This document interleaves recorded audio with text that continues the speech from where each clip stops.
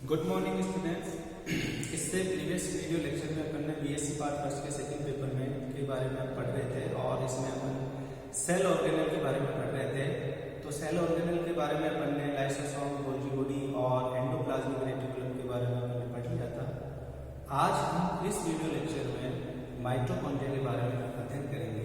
देखिए, ये जो माइटोकॉन्ड्रिया है वो एक प्रकार का सेल ऑर्गेनेल है और ये दोहरी कला से परिबद्ध कोशिकांग है। माइटोकॉन्ड्रिया के बारे में सर्वप्रथम कोलिगन ने 1880 में कोलिगन ने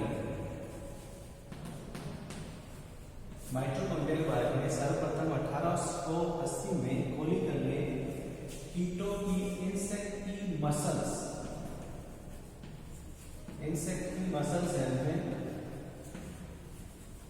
सेल में सर्वप्रथम एक कणिका में संरचना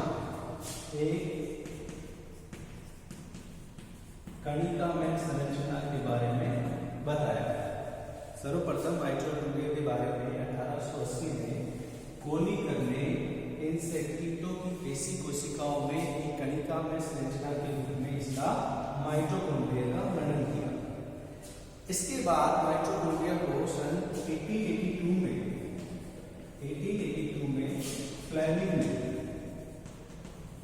फ्लेमिंग ने फेलिया का, लेकिन इसके बाद लगभग 1894 में अल्टमान ने इसका नाम बायोप्लास्ट दिया। लेकिन इसका जो माइटोकॉन्ड्रिया नाम है वो बेंडा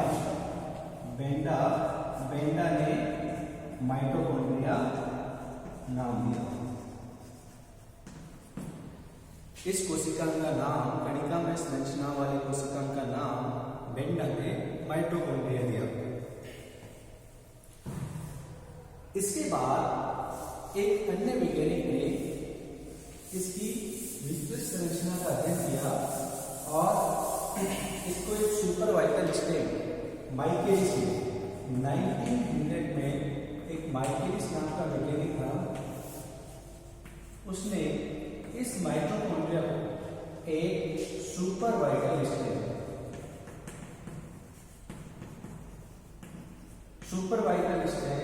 जेनस ग्रीन बी से स्टेम किया।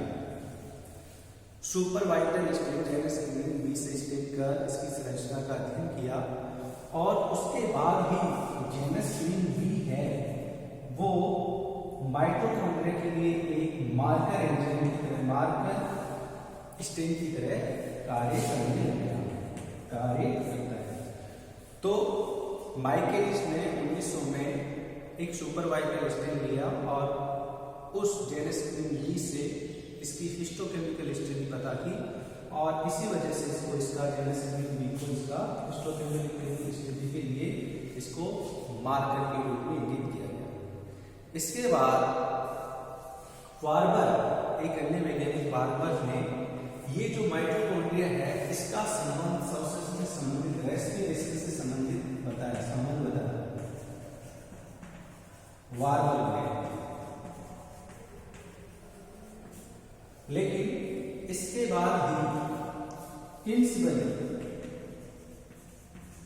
किंग्सबरी ने माइटोकॉन्ड्रिया का संबंध ऑक्सीडेशन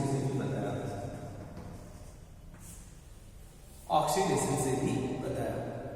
इसके बाद अन्य वैज्ञानिक जैसे कि बेंसले एंड हॉल ने माइटोकॉन्ड्रिया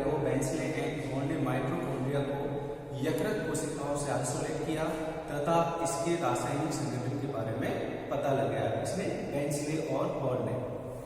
ये तो माइटोकॉन्ड्रिया की हिस्ट्री हुई कि सबसे पहले माइटोकॉन्ड्रिया का नाम दिया माइटोकॉन्ड्रिया सी बेंडा ने और सबसे पहले इसको आइसोलेट किया था बेंसले एंड हॉल ने।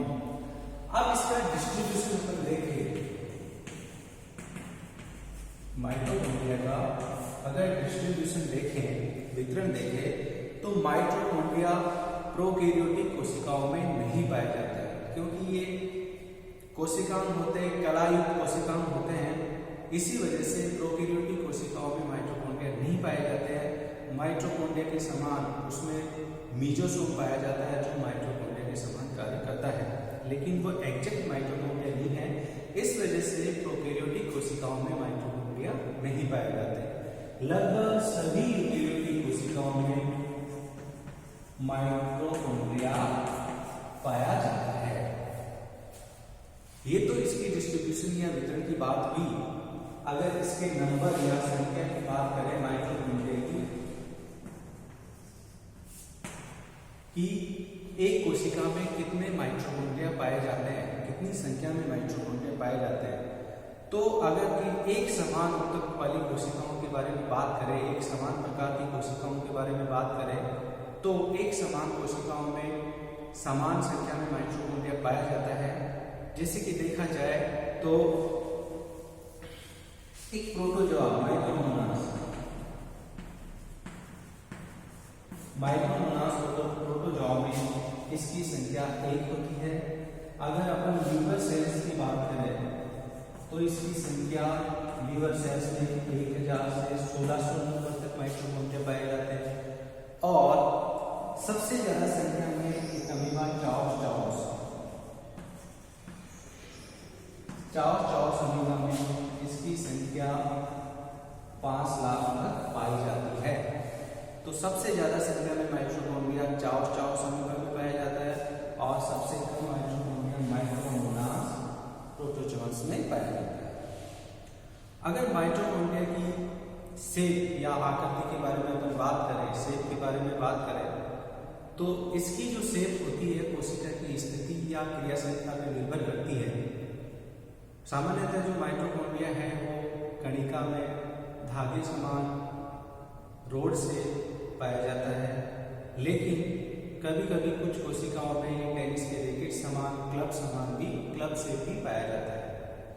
अगर अपन माइटोकॉन्ड्रिया की साइज के बारे में अपन बात करें तो माइटोकॉन्ड्रिया की साइज में बहुत अलग अलग कोशिकाओं में अलग अलग साइज का माइटोकॉन्ड्रिया पाया जाता है।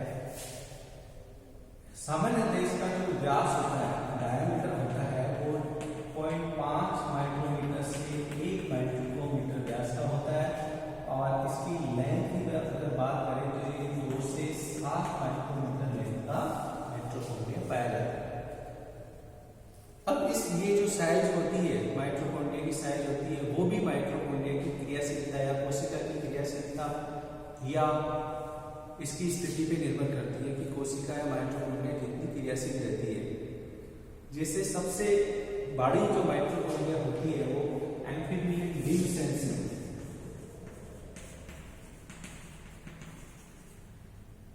बिग सेल्स में पाई जाती है और इसमें इसका आकार होता है 30 से 40 माइक्रोमीटर का साइज का माइटोकॉन्ड्रिया प्रेजेंट होता है। तो ये तो इसकी हिस्ट्री और वितरण और संख्या, साइज और शेप के बारे में बात की अपन ने। अब इसकी अल्ट्रा स्ट्रक्चर के बारे में अपन बात करें, माइटोकॉन्ड्रिया की अल्ट्रा स्ट्रक्चर के बारे में बात करें तो माइटोकॉन्ड्रिया भी एक दोहरी कलाई कोशिका होता है जो कोशिका द्रव्य में पाया जाता है। ये दोनों दोहरी कोशिकाएं जो होती हैं वो लाइपोप्रोटीन की बनी होती है और एक आउटर मेम्ब्रेन और एक इनर मेम्ब्रेन होती है। तो अगर इसकी अल्ट्रा स्ट्रक्चर के बारे में बात करें तो माइटोकॉन्ड्रिया की आकृति किसी कोशिका में दोहरी कलायुक्त कोशिका होता है। माइटोकॉन्ड्रिया एक दोहरी कलायुक्त कोशिका के रूप में पाया जाता है।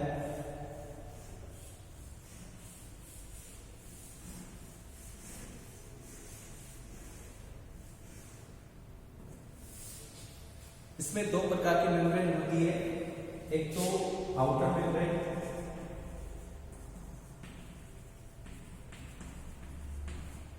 एक होती है इनर मेम्ब्रेन।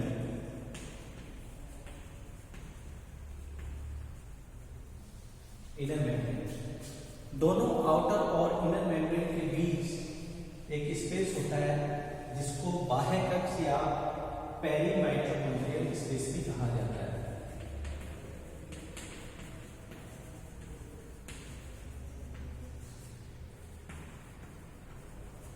पेरीमाइटोकॉन्ड्रियल स्पेस भी कहा जाता है। अब ये जो आंतरिक जो मेम्ब्रेन होती है, आंतरिक मेम्ब्रेन में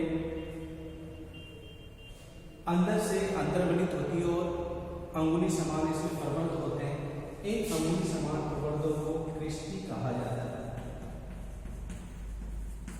और आंतरिक जो मेम्ब्रेन होती है वो एक अवकाश को घेरे रहती है। इस अवकाश को मैट्रिक्स भरी होती है और मैट्रिक्स में प्रोटीन, राइबोसोम, डीएनए, आरएनए आदि पदार्थ पाए जाते हैं। अब इसकी डिटेल संरचना के बारे में बात करें तो सर्वप्रथम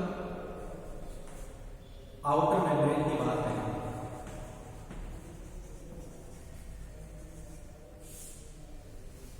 ये जो आउटर मेम्ब्रेन है इसकी जो मोटाई होती है वो लगभग 60 एंगस्ट्रम मोटी होती है और ये जो आउटर मेम्ब्रेन होती है वो माइटोकॉन्ड्रिया से को इसके साइटोसोल से पृथक करती है।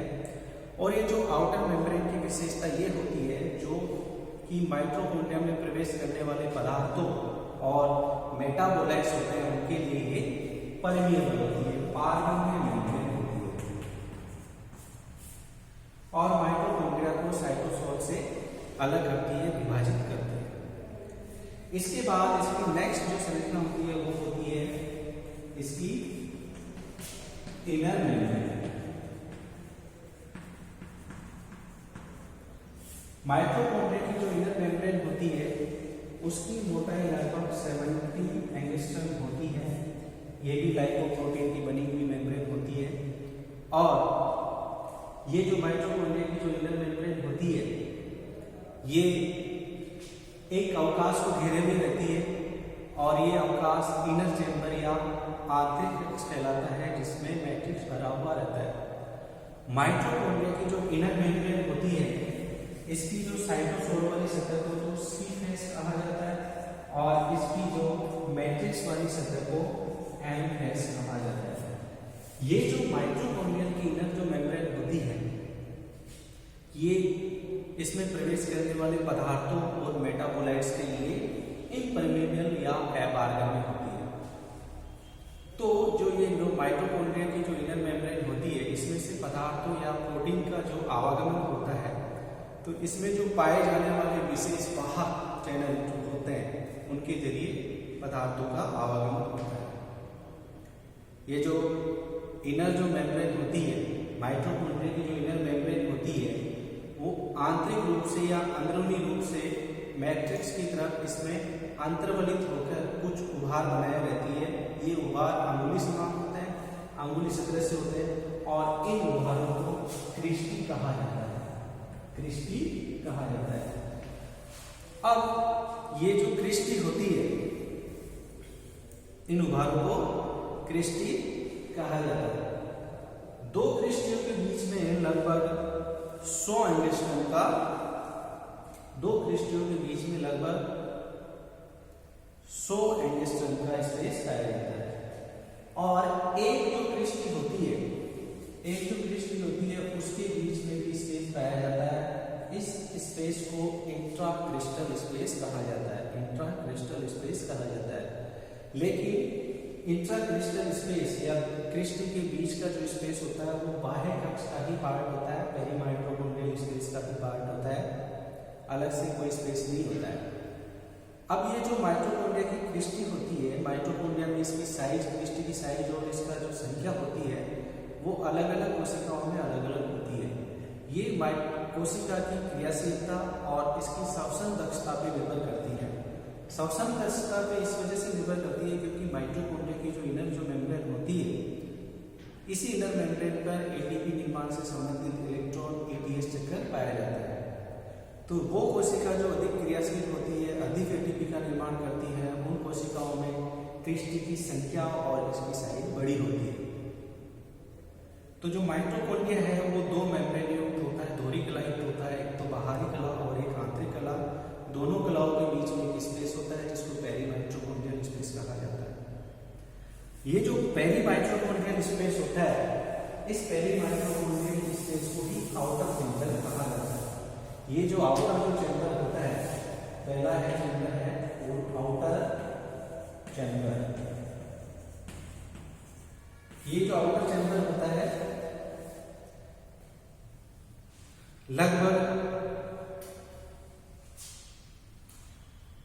ये जो आउटर चैम्बर होता है, ये जो चैम्बर होता है लगभग 60 से 80 एंगस्ट्रम चौड़ाई का होता है और इसमें प्रोटीन, एंजाइम्स और कुछ विद्युत अपघटन भरे हुए होते हैं। इसमें कुछ प्रोटीन्स होते हैं, एंजाइम्स होते हैं और इलेक्ट्रोलाइट्स पाए जाते हैं। नेक्स्ट जो चैम्बर होता है वो आंतरिक कला से परिबद्ध रहता है, जिसको बोला जाता है इनर चैम्बर।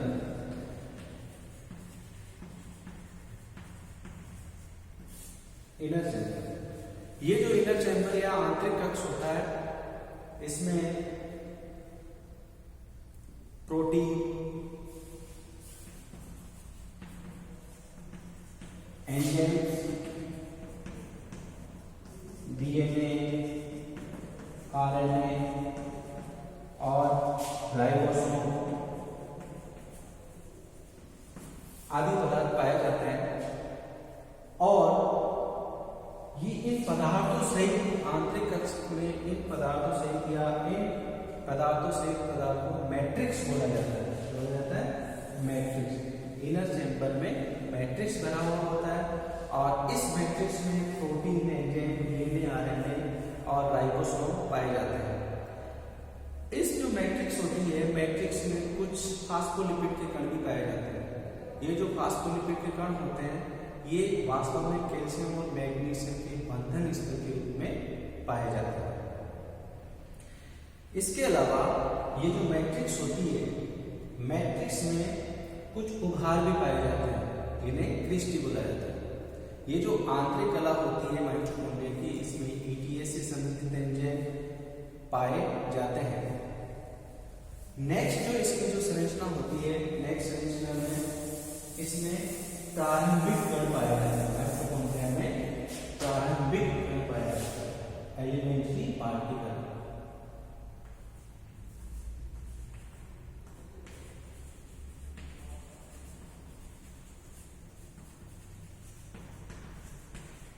ये जो एलिमेंट्री पार्टिकल होते हैं क्रिस्टी के ऊपर पाए जाते हैं। क्रिस्टी के ऊपर एलिमेंट्री पार्टिकल पाए जाते हैं, सवृत कण होते हैं और प्रत्येक क्रिस्टी पर पाए जाते हैं।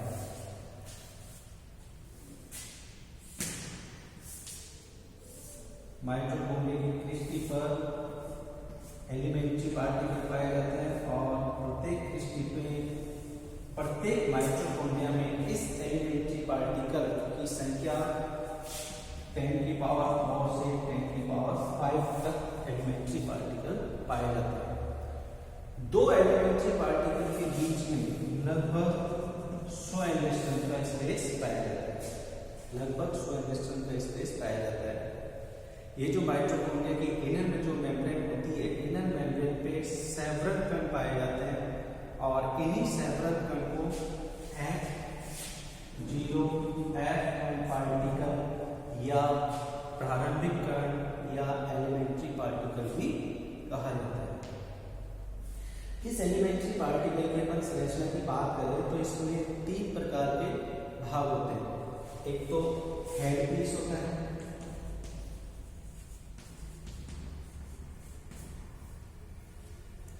एक स्टॉक होता है और एक होता है बेस। इसकी हेड पीस की अपन बात करें तो ये जो हेड पीस होता है वो लगभग 90 एंगस्ट्रम चौड़ाई का होता है और इसी हेड पीस में एटीपी निर्माण से संबंधित एंजाइम एटीपेज या एटीपी सिंथेटेज एंजाइम पाया जाता है और एटीपी सिंथेटेज ये जो हेड पीस होता है इसमें एडीपी के फास्फोरिलीकरण द्वारा एटीपी का निर्माण होता है। एटीपी का निर्माण होता है और इसको F1 पार्टिकल के नाम से भी जाना जाता है। F1 पार्टिकल के नाम से भी जाना जाता है। तो ये जो हेड पीस या F1 जो पार्टिकल होता है इसमें फास्फोरिलीकरण और ऑक्सीडेशन की क्षमता के कारण ही इसको कपलिंग फैक्टर के नाम से भी जाना जाता है, कपलिंग फैक्टर भी बोला जाता है।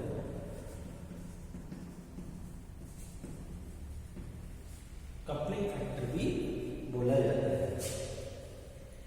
नेक्स्ट इसका जो पार्ट होता है वो होता है स्टाफ या बल। ये स्टाफ होता है वो हेड पीस को, प्रारंभिक पार्टिकल या एफ पार्टिकल को आंतरिक कला से जोड़े हुए रखता है। और ये जो स्टाफ होता है ये 45 एंगस्ट्रॉम लंबाई का होता है, 45 एंगस्ट्रॉम लंबाई का होता है। और इस स्टाफ में एक प्रोटीन पाई जाती है, ओलिगोमाइसिन सेंसिटिव प्रोटीन पाई जाती है, ओलिगोमाइसिन सेंसिटिव प्रोटीन पाई जाती है जो ओलिगोमाइसिन के प्रति सेंसिटिव होती है।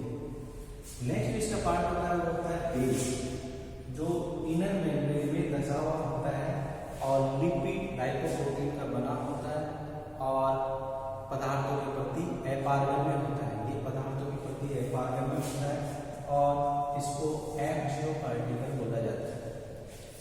इस F0 पार्टिकल में प्रोटॉन चैनल पाए जाते हैं, प्रोटॉन चैनल पाया जाता है जो प्रोटॉन के प्रति पारगम्यता दर्शाता है। तो माइटोकॉन्ड्रिया के अल्ट्रा स्ट्रक्चर में ये जो माइटोकॉन्ड्रिया होता है वो दोहरी कलाई कोशिका में होता है। इसमें दो कलाएं होती है, एक तो बाहरी और एक आंतरिक कला। दोनों कलाओं के बीच में स्पेस को पेरीमाइटोकॉन्ड्रियल स्पेस कहा जाता है। और ये जो आंतरिक जो कला होती है एक स्पेस को परिबद्ध करती है जिसमें मैट्रिक्स भरा हुआ होता है और इस मैट्रिक्स में डीएनए, आरएनए, प्रोटीन, एंजाइम्स और राइबोसोम्स पाए जाते हैं। और ये जो आंतरिक कला होती है ये अंदरूनी तरफ से अंतर्वलित होती है, अंगुली समान पर्वत पाए जाते हैं और इन्हीं अंगुली समान पर्वतों को क्रिस्टी बोला जाता है। आंतरिक कला से संबंधित आंतरिक कला में माइटोकॉन्ड्रिया की जो आंतरिक कला होती है उसमें पीटीएस से संबंधित एंजाइम्स भी पाए जाते हैं। तो माइटोकॉन्ड्रिया के अपन ने हिस्ट्री पढ़ी, इसके शेप, साइज, डिस्ट्रीब्यूशन, नंबर और इसके अल्ट्रा स्ट्रक्चर के बारे में देखा। नेक्स्ट वीडियो में इसका रासायनिक संरचना के बारे में देखेंगे। धन्यवाद।